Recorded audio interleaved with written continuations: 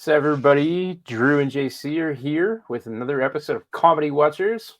We have a very interesting interview lined up. This is a first for us, and we'll let them introduce themselves after the intro.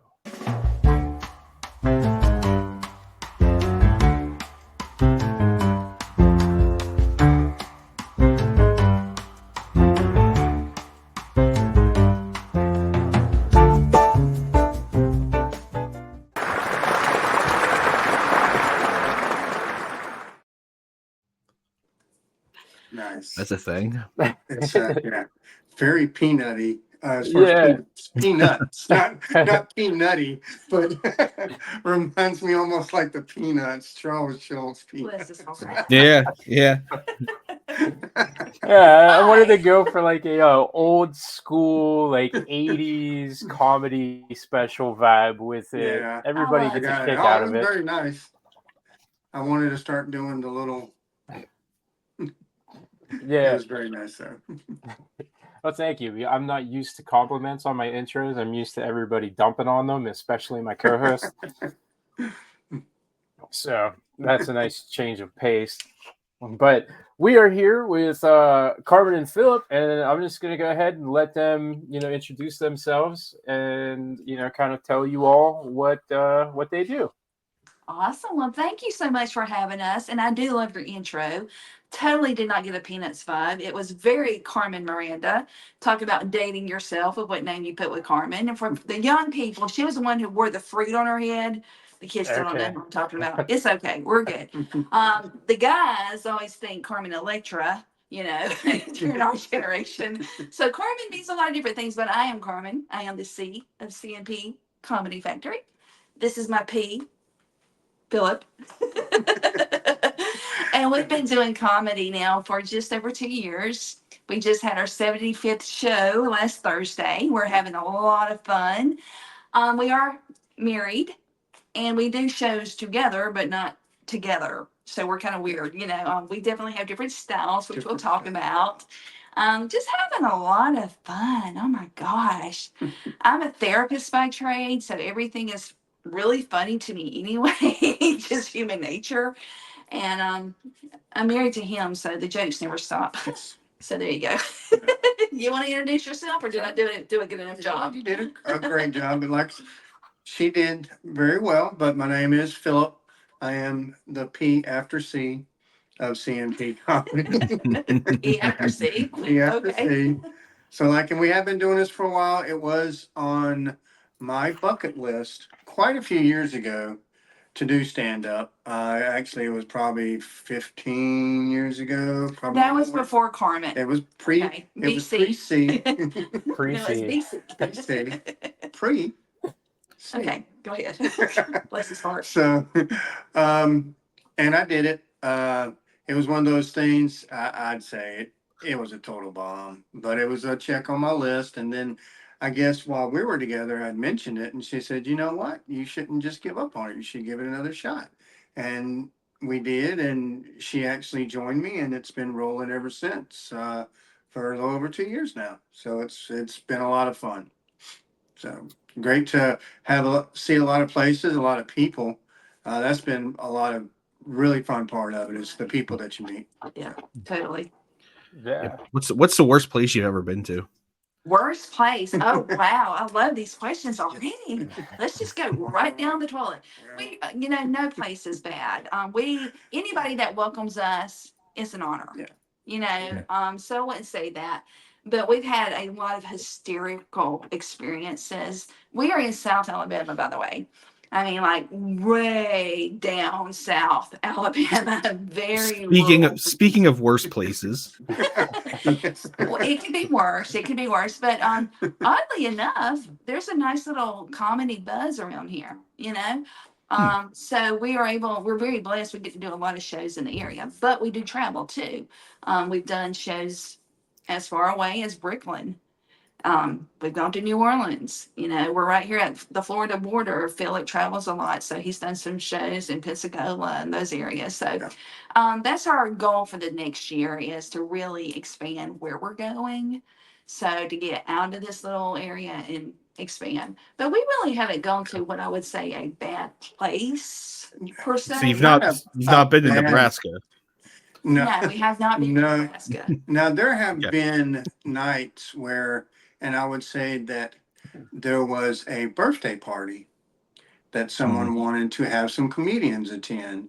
And we actually was able to get some of the local comedians. There was 5 of us. Well, Oh, let's wow. rephrase that. It was not that we were invited to the party.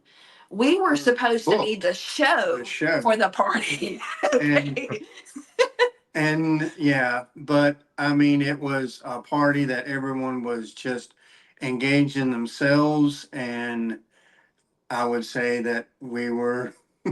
They didn't give a shit that we were there. Yeah. A little bit of background noise, right? Yeah. Yeah, so- Yeah, that's all we were really. They were But I mean, they were it having happens. a birthday party, It happens. so And sometimes in comedy, people are engaged in whatever they're engaged in, and they could care less. yeah. But that's Well, true with a lot of things. especially if you go to an open mic, because not everyone who walks into an open mic is there for the comedy, Right. and so they Right. may not give it 100%. And it's our job to engage them and attract them, to get them engaged. And it works sometimes. Sometimes it doesn't work. Some people are there just to shoot pool or whatever they're doing at an open mic. So it is what it is. But it's always a great chance to polish. I always look at it as, you got to give your best, because you never know when you're going to have that next available one you need it to be polished. So Right, Yeah. right. So hey, I have a question. Before JC jumped in there, I stepped I on was your gonna jump toes. in again, but yeah, you always do, but it's okay. It's fine. So you said that you had, this was a bucket list thing for you, and you tried it like 15 years ago, and so I'm curious. What was your diagnosis, Philip? Why'd you have a bucket list? Well, We don't We can adhere actually to answer that. HIPAA on the podcast world, so we will also take your social security number. But who inspired you? Like, what made you want to do it? Do you have, like, was there a favorite comedian or something that got you into it, or you just always kind of see yourself up on stage? If you guys see Jerry Seinfeld, I swear. Well, He doesn't speak for me. He doesn't speak for me. It was actually, even though I don't have the talent, Jeff Dunham, I'm talking about the ventriloquist. Okay, yeah. I loved him, and of course, obviously, I didn't have the talent, but just watching him perform and how he would just hold the crowd, and I thought that was just the coolest thing. And plus the characters, it's like he gets to be so many people in one night. He gets to actually just create a performance. As he's on stage, and even like I said, with his ventriloquism, I mean, he is up to 8 people in one night and just having a blast with it. And it just looks so much fun.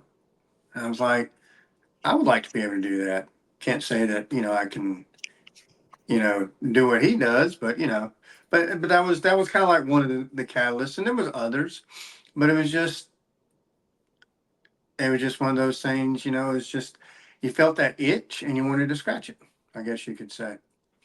Yeah, no, I relate. You could call it a bit of a bucket list item for myself. One of the reasons that I created this sideshow that we do here on the Watchers Digital Network for comedy is that I have spent pretty much my entire life adjacent to it, and I am I'm a big comedy fan. If you go back and you look at my profile picture on the account that I had booked you on, it's a picture of me with Jim Norton, who I met a couple of months ago. So actually here in the office, I have his autograph right over there next to a Sasquatch. And so comedy is like really important to me. I've always wanted to do it. I write and write and write, but I've never actually, I don't know if I would say found the courage to do it, or it's not that I'm even afraid. I don't know.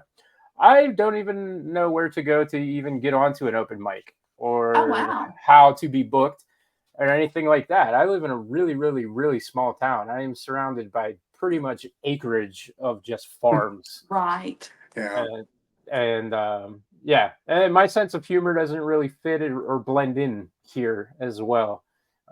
I'm way more of like kind of like the blue comedian, and I guess he made his joke earlier, but this I live in more of a Seinfeld or a, like you said, a Jeff Dunham territory where it's very safe and family friendly. But I Right. also, yeah.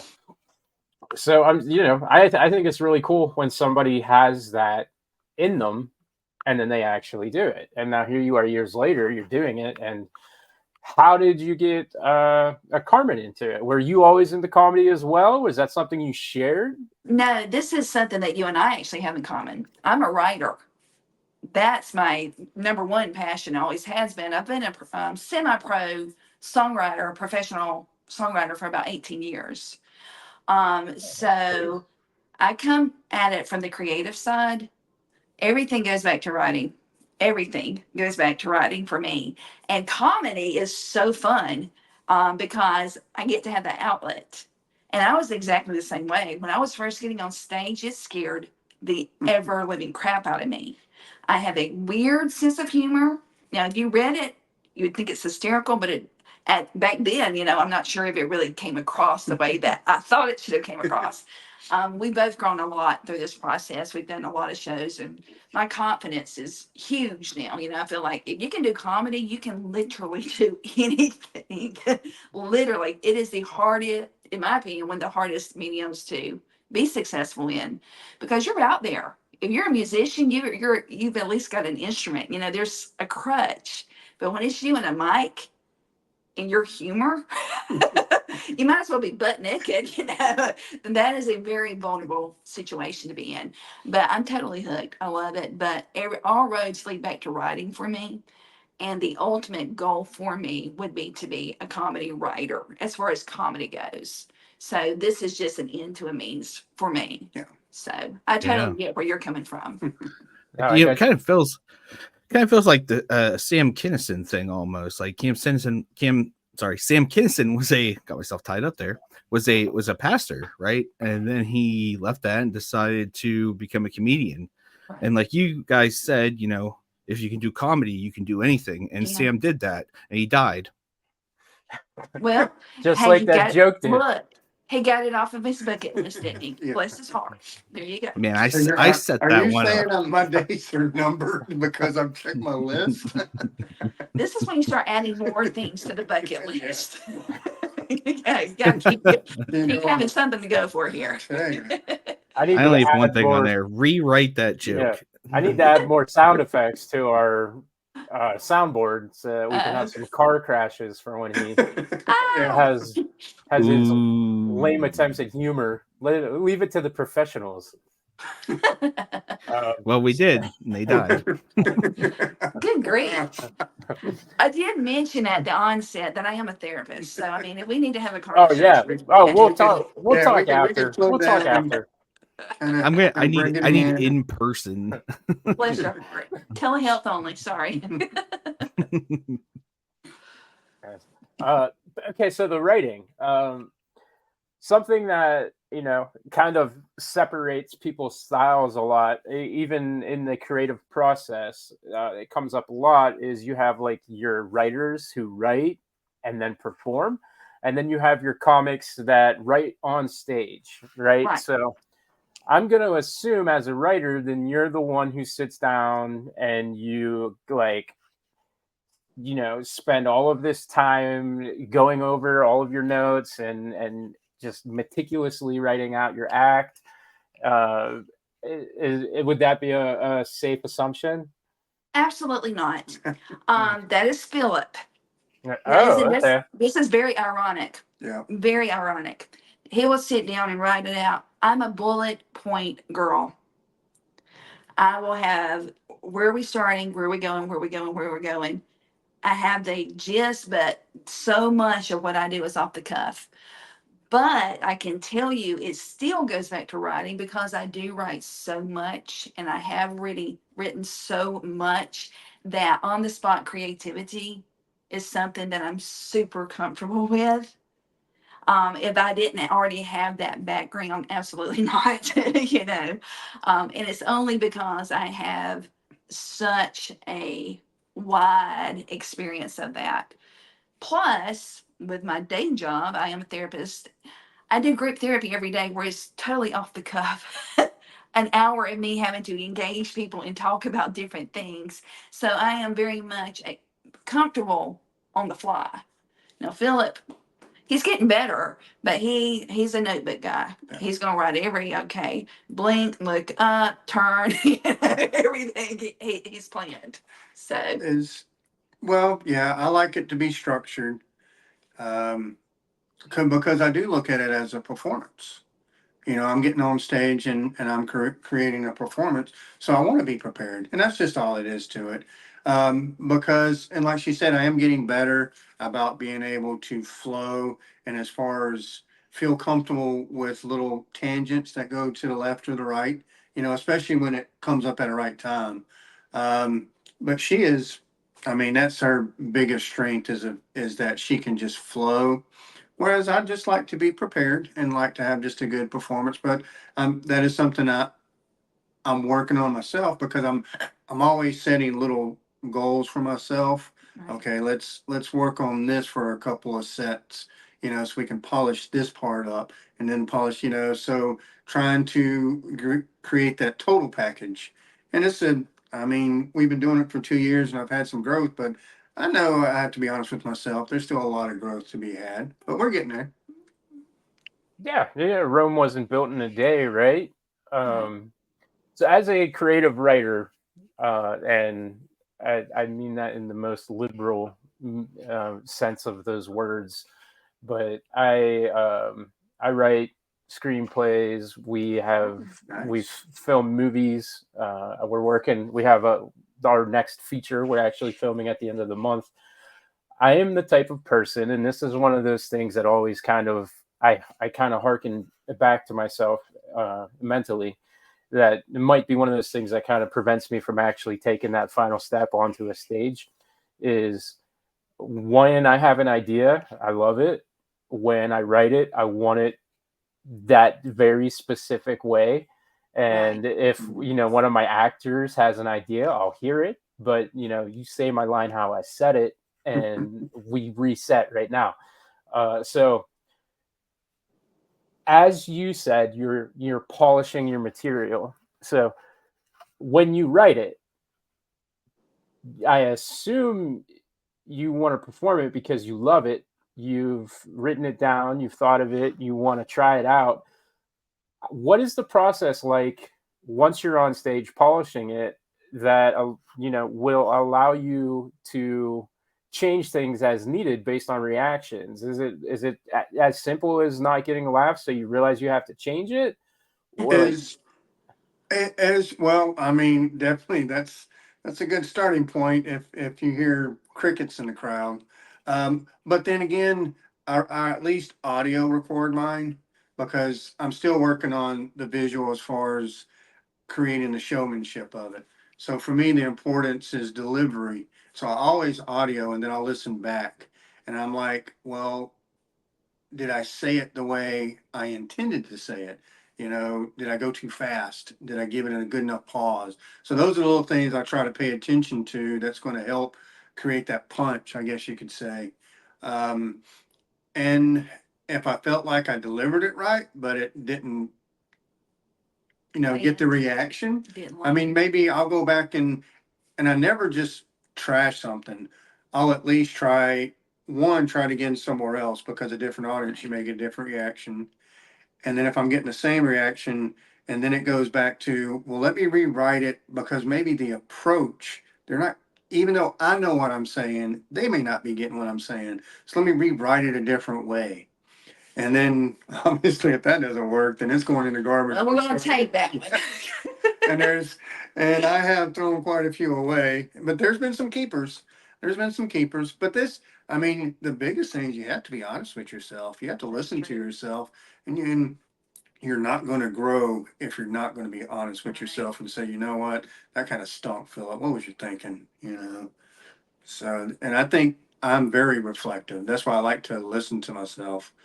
Uh, Listening to myself right now. I think I'm doing a good job. Speak Yeah. up. Oh, Enunciate. Philip, enunciate. that's where I think I think I would still be honest with myself with the belief and the assumption that I wasn't the problem. And like, oh, that crowd stunk. Like they don't get the premise. They're never gonna get it. They're stupid. That they were awful.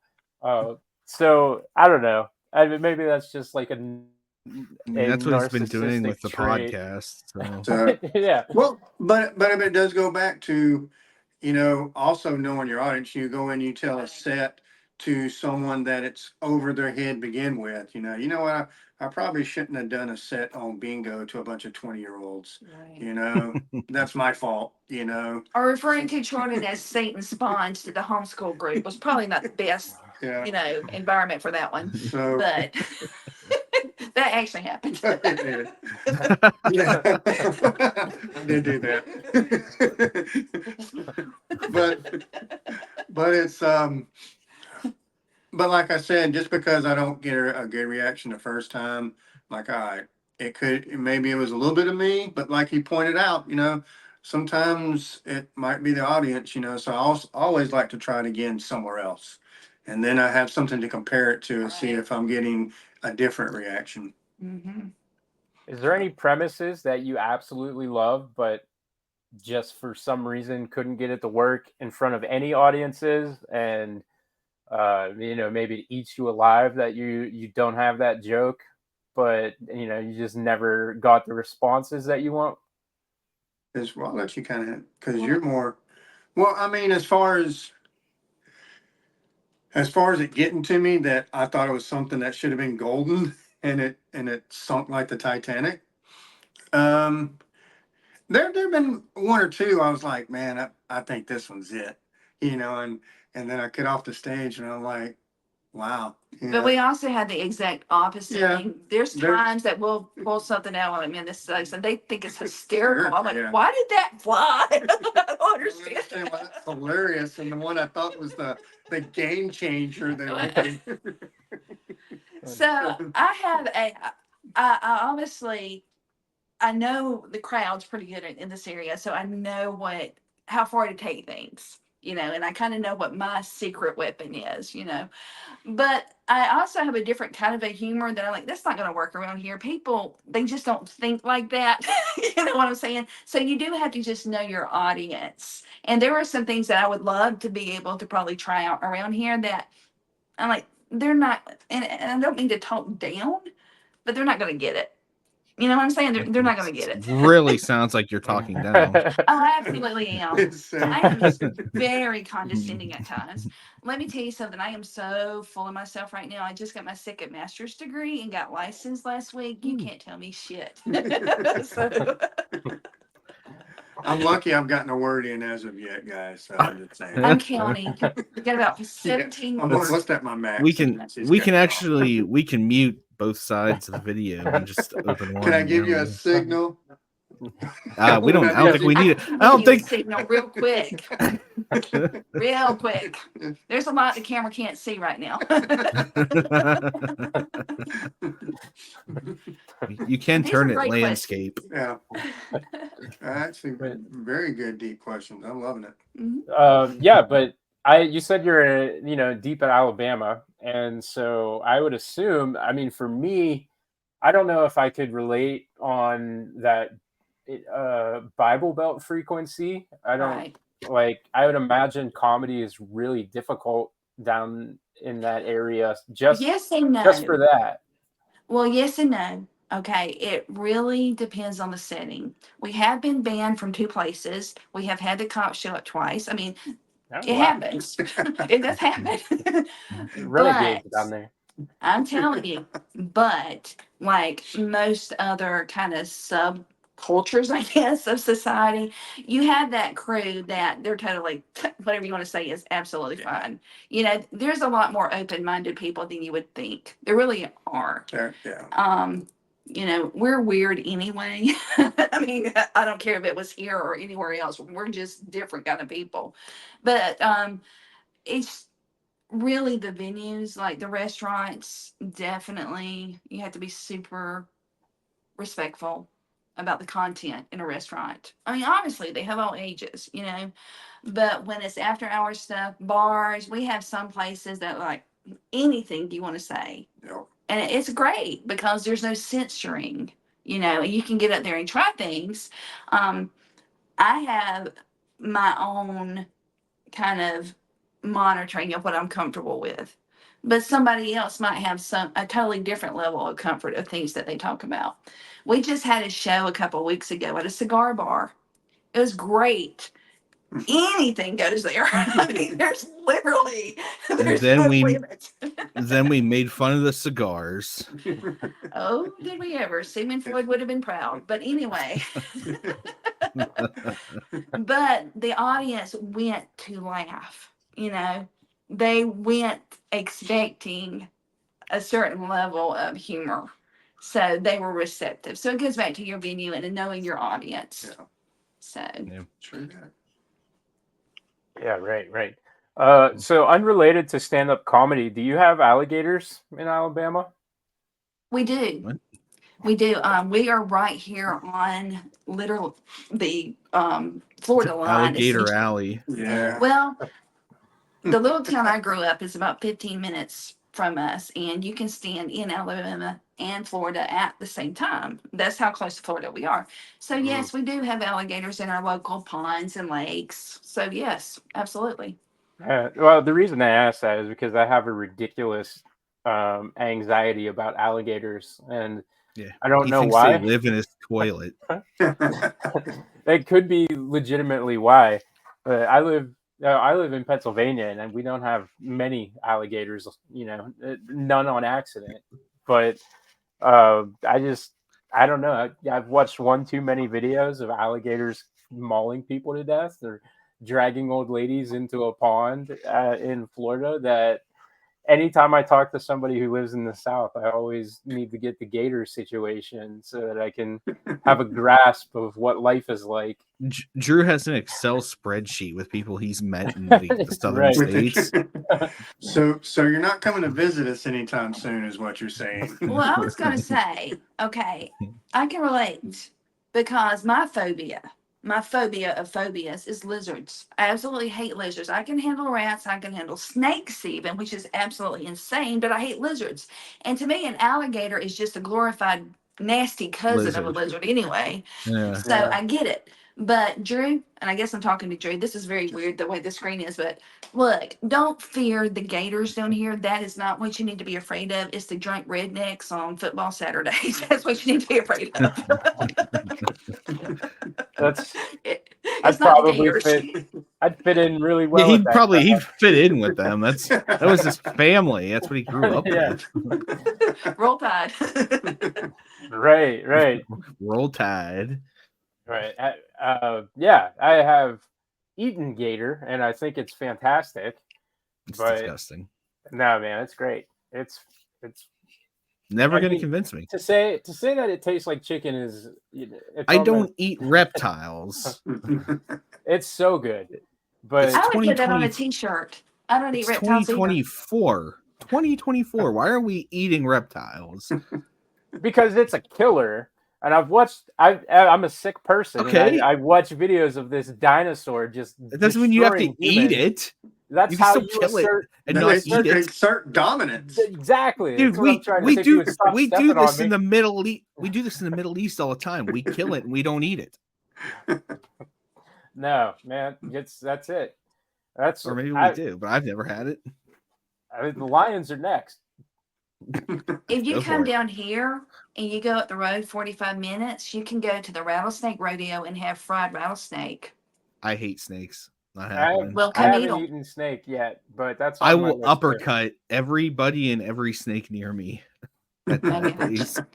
Well, we do have rattlesnakes. Yeah. That is true. You are far more likely to see a rattlesnake than you are a gator. Yeah. So Yeah, I'm low key obsessed with cobras now too. I don't know, just That's some weird random. Like, when did that happen? I don't know. months ago. I just spend half of my night watching videos of King He's Cobra. been keeping it a secret from me, Yeah. apparently. This is breaking news for everybody. So how are you sleeping these days, Drew? I don't. I'm not sure if I can sleep after hearing that. I know. Oh, gosh. Oh, fun fact: you can drink snake venom and it won't affect you because it won't enter your bloodstream through your stomach. So That's really just cool. Thanks. That's a What fun if fact. what if you have a tear in your lining? Well, I guess that might affect you a little bit. Yeah. We're not Drew's not a doctor. I don't know why he's bringing this. I don't know where this is. This is Dr. like Drew? This is like Nickelodeon in the afternoon, like random ass animal facts. Did you Don't know drink- that the spiked spider can kill you? Wow. Yeah, just don't eat glass before you drink your snake venom, and you should be fine. Shit. Wow. Well, that Right. counts me out from it. I don't know. I took that off the rails here. I'll can bring you it. please I'll roll us bring back it in back. here, man. Do I remember correctly that No. you book shows together as well? You don't just perform. Tell us Yeah, about we that. do. We haven't really talked to any bookers yet. I'm Yeah. actually thrilled to learn about it. Well, CMP Comedy Factory, that's where the factory part comes in because we do. I mean, we do all kinds of things and we grow. And this kind of goes back to my music thing. You know, I've been a songwriter. I've also been a publisher for 16 of the 18 years, which means I network a lot. So that spills over to comedy, of course. Philip and I know it sounds like we're tooting our own horn, but I really am. This probably one of our biggest strengths is that we're super professional and people know what to expect. You know what I'm saying? So when we are out there talking to venues, or most of our stuff comes from referrals, people say, "Hey, if you want somebody to run this, get up with Carmen and Philip because they'll do a great job. They're very reliable, very professional." So No one says that we about do- us. Huh? Well, I can tell. I mean, you've already alerted your audience about the dangers of drinking snake venom on an ulcerative stomach and, you know, the dangers of alligators. I mean, this has been very informative. Informative. We are a borderline PBS special at this point. I mean, this Have you is ever amazing. considered marketing and PR? Yes. Hashtag the more you know, right? So there you go. But yeah, we do a lot of marketing and getting out. Like we have some standing open mics that we host. We have a couple a month that we host and we get invited to do different shows, to host shows. I've done a Mother's Day all female comic show 2 years in a row. Love doing that kind of stuff. Anytime there's a charity event, our names are at the top of the list. And it goes back to just professionalism and consistency. And that's us. Yeah. So, but we enjoy doing that, and hence the factory because we like to think that we're making it happen, maybe, Yeah. or at least trying, Yeah. giving it a good shot. We're making what- something happen. I don't know what, but we're making something. Yeah, no, we are. We're If working you- our tails off. If you even make one person laugh, you've done your job, right? There you go. Well, yes, and That was supposed to be a nice thing. I know, but listen, Mute. because here Mute. there's so many parallels. Same thing all the time. Well, if one person likes my song, I'm satisfied. I said, but are you really? Are you really? Is that really what your level of satisfaction is? Because you have poured a lot of blood, sweat, and tears into this. So everybody's idea of what success is different, right?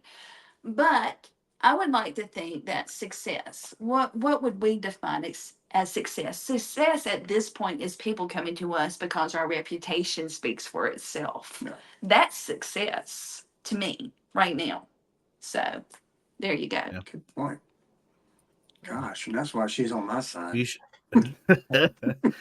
Well, we got a lot of places up here in Cleveland that we could use some comedy because this is a very depressing city.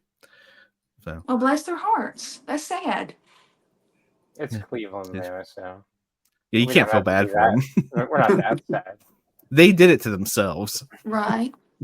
I'm from Pittsburgh. Then the more I see them suffer, the happier I become. Awesome. But Those are- you know, that is something that maybe down the road that we have talked about as this is not trying to date us too much, but when we do get to the point of retiring from our quote day jobs, we do want to travel everywhere and do this, and bring comedy to all these places. It's extremely therapeutic. It's extremely rewarding. No, I need therapy afterwards. It's Well, he married a therapist. Your friends have been telling you to see a therapist for years, so you just married one. It's a lot cheaper, isn't it? Yeah. That's No, what probably pisses me not. off. That's what pisses me off, and it's really expensive. yeah.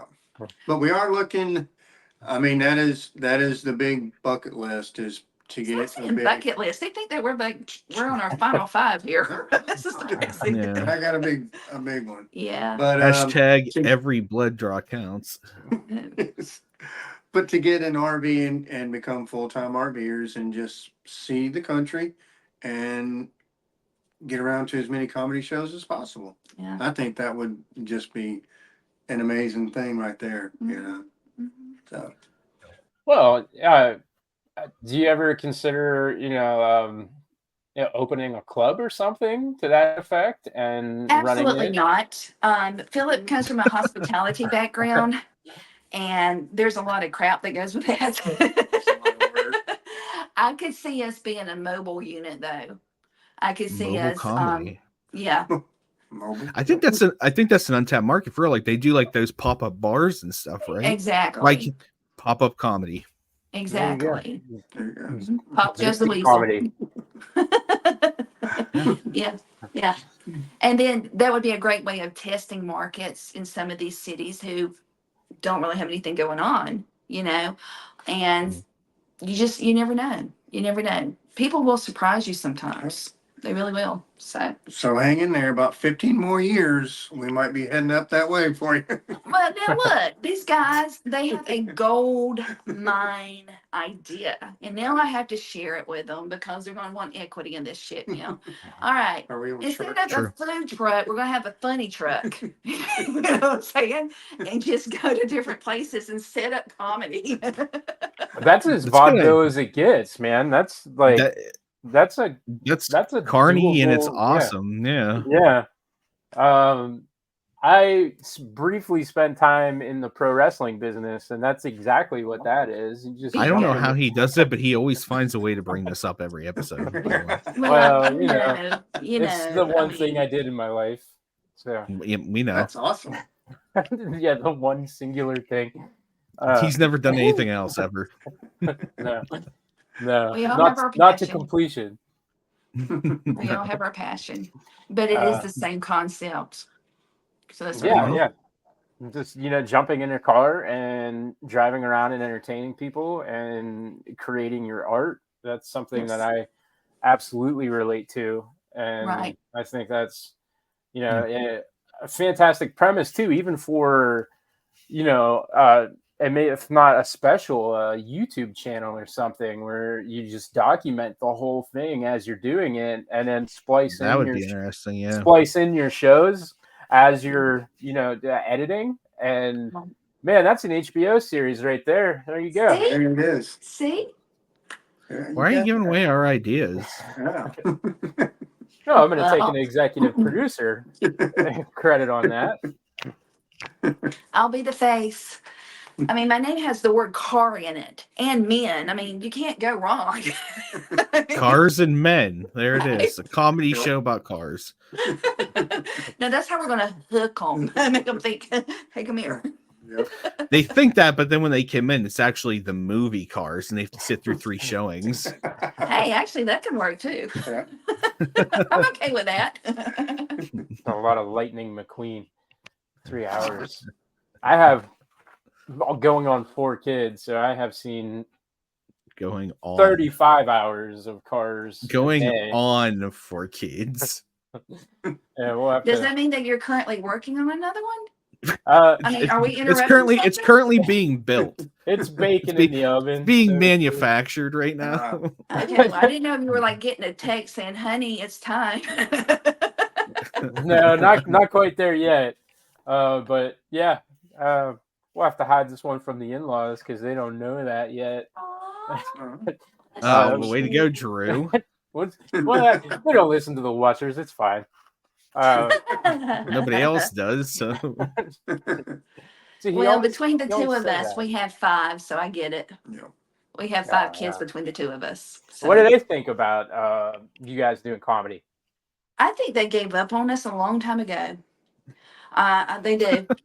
It's- 4 of them were out of the nest, and one is still here. They just kind of roll their eyes. They're like, they're always up to something. They know it. They're like, good grief. Well, I think part of that comes back that 2 of them was present for one of our beginning shows when we were first starting, when we went up to New York, because they were there. Yeah, they were. They were there. They were troopers. We spent 2 hours getting across Brooklyn to an open mic because we wanted to do the whole live for New York Yeah. comedy. I mean, that's like, We're you gonna know, be in. pinnacle. Yeah. And we'll tell you a short. I gotta tell you the story. I'm sorry, just bear with me here. If you're a drinker, now would be a great time to take a sip of something. Okay. Even if So- it has venom in it. Yeah, that's okay. But you know, we don't need intestinal linings. Those are optional anyway. So and at my age, they definitely are optional. But okay, so we through a lot of comedy of eras that were not funny at all at the time. Took us 2 hours to get across Brooklyn to this little comedy club, right? Well, they have a beautiful stage, except for we can't be on that show. We have to go to the blue room, not the pink stage. We have to go to the blue room. So we go to the blue room, which involved us both knocking on 50's door at the time, going up a fire escape. Okay. wow. You know that thing at McDonald's that your kid always gets stuck in and pee? It was worse, right? That's called the fryer. Yes, no, not the fryer. Come on now. It's at the McPlayland. But anyway, we go into this place and we're at the tail end of the show. And the guy's like, oh, we're wrapping up. I'm like, it take us 2 hours to get here. We're from Alabama. And he's like, okay, we're good. We're going to let y'all do it. It's $2 a person. So Philip pays $4 for us to perform. There's about 3 people in this room.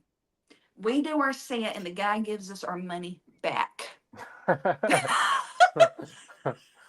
Thank you. I'm not really sure how to take that. That We was, bombed. but that was like at the very beginning of Stop us. making excuses. I know. That was last But- week. It's like last month. Shut up. No, but it was a hoot. But considering 2 of the kids were in the audience Yeah. at it, that which made up out of the 5, you know, now we're saying, oh, we're going out for comedy. They're like, Bye. yeah, whatever. Yeah, Drag we've us already to- seen that show. Bye, Mom. Bye, Dad. Don't bother taking your wallet with you, Dan. You won't need it. We'll need it. I have never gotten a refund from paying to play. So there we Yeah. are. Oh, That's hilarious. Have you been to New York since? Yeah, we have. My daughter, she lives in New York. She did the dream. You I'm know, she sorry. did no, I love New York. I absolutely love it. And my bucket list, you know, Phil, this is comedy, but my bucket list is to write a musical. That's my pinnacle, you know, and that's Oh, what I'm sweet. kind of working toward now. So I'm all about the area. And I know the big city thing, people don't like that. But the arts, oh my gosh, the embracing of the arts, especially coming from an area down here, even though we have more down here than you would think that we would, it's completely different, obviously, when you're in just the mecca of theater and mecca of creative, even comedy, you know. So yeah, we try and get up there about once a year. I would love to be up there more often. But we haven't done comedy since then. We were going to do it last time, and Phil's like, I'm not doing that again. I'm not spending out one of our nights chasing down an open mic that's going to take. I'm like, we're not going to take this time, Philip. it would have been much better, but it was, but because we were on limited time, I didn't want to have to drag our kids out again and burn a whole night in New York just so we can Sure. say we did open mic comedy. I mean, I would love to do it again because I feel like we're a lot better prepared, and you want to have that. Oh, we gotta show them what we can do, but I just didn't think that was fair to them. What I would like to do if we were up there for longer than we typically are, say that we were there 4 or 5 nights, I would like to do a workshop. I would love to just learn and talk to people who do it every single night in New York. You know, there's so much to learn, and I would love to just absorb that. So Are workshops common in comedy? they do, yes, This is the first I've heard yes, of it. yes, especially in New York. We Philip travels a lot, so we actually stayed on Broadway last time, literally on Broadway. I mean, how cool is that?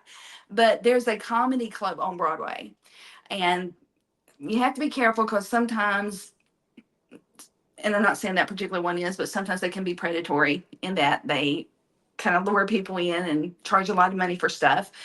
But there were some legit workshops that one of these comedy clubs offers several nights a week.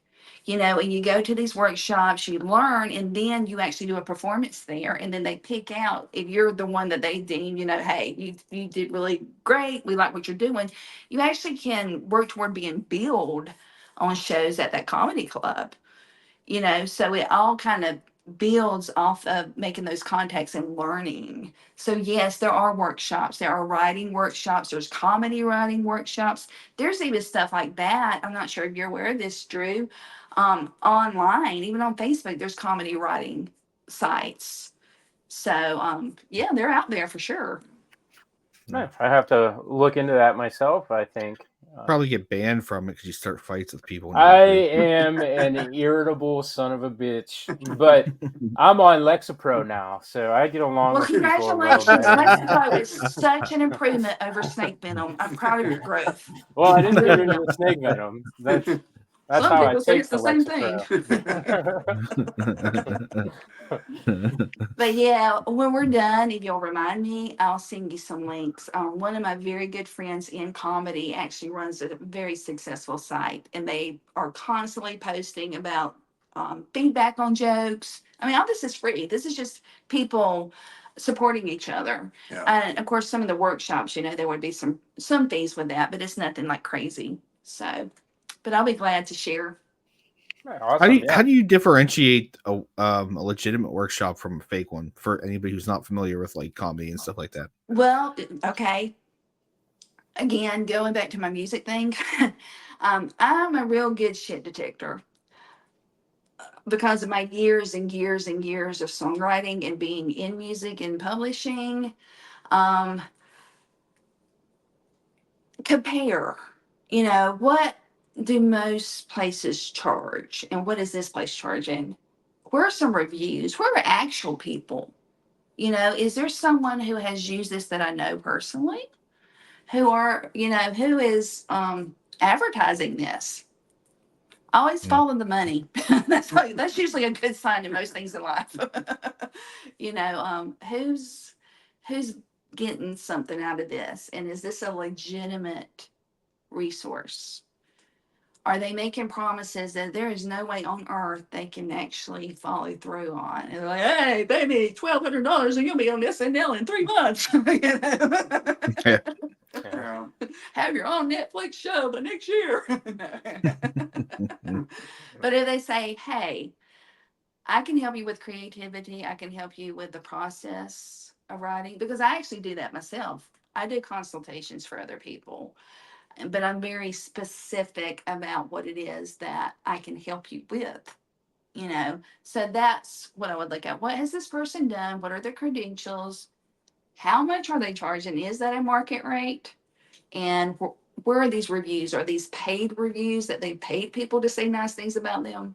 Or is this a legitimate reviews? And do you know someone personally that you can talk to that can either vouch or say nope? So, and we have that little voice in our head that tells us sometimes, I don't know about that. They wanted my credit card before they gave me any information. Not a good sign. Right. Um, well, this has been a really fun chat, and we usually cut it out and around an hour or so. And what I like to do is I always like to give our guests ample amount of time to get any plugs in for anything they have going on. So I'm going to go ahead now and offer you guys the time to do that. Well, I certainly appreciate you. That was a really quick hour. You guys talking about some things we're very passionate about. So thank you. And I feel like I talked mostly. Surprise, surprise. All right, Philip. Let's see. Remember what's all our Obviously, plugs? y'all weren't paying attention there. All right, hurry. We got like 2 minutes. They got other people, other interesting people. So how can they find us? You're gonna have to handle that. All right, find us on Facebook, CMP Comedy. We have our website, www.cpcomedyfactory.com. We are on TikTok, CP Comedy Factory. We're on Instagram, and please follow us because we have less than 30 followers, and that looks horrible. Okay. So we just opened it like a month ago. So, but come on, guys, show the old people some love. But we're all over social media. But the best way of getting in touch with us is going to be through the website, www.cpcomedyfactory.com. All right, awesome. Thanks for joining us. You're right, that was a really fast hour. I enjoyed it. We can definitely do it again sometime in the future if you like. Absolutely. Awesome. So yeah, everybody check out their links and support all of our guests. We always say it every episode. Just support these people because they didn't have to take the time out of their night to talk to us. So we do everything that we can. Any of your links that you want shared, you can go ahead and shoot them to me, and I'll put them in show notes as well. Absolutely. Awesome. Okay, so everybody, that was a good episode. I'm thrilled with it. I'm going to go ahead and hit our outro, and we'll see everybody next time. Awesome. Thank you.